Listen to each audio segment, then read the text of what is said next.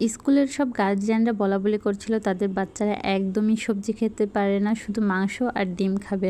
বর্তমানে সব বাচ্চার একই সমস্যা, আমার ছেলে মেয়েও এর ব্যতিক্রম না। তারা তো একদমই সবজি খেতে চায় না, শুধু মাংস খাবে আর ডিম খাবে।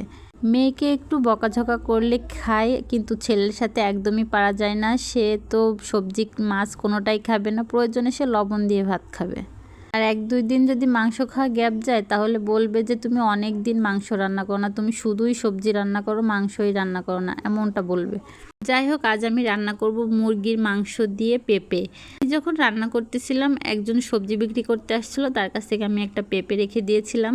পেঁপেটা আমি ভেজে নিয়েছিলাম, এজন্য খেতে বেশি ভালো লেগেছিল। আমার অলরেডি আলু কাটা হয়ে গেছিলো, তারপরেও ভাবলাম যে পেঁপে দিয়ে আজকে রান্না করি, আর আলুটা আমি ফ্রিজে রেখে দিয়েছিলাম।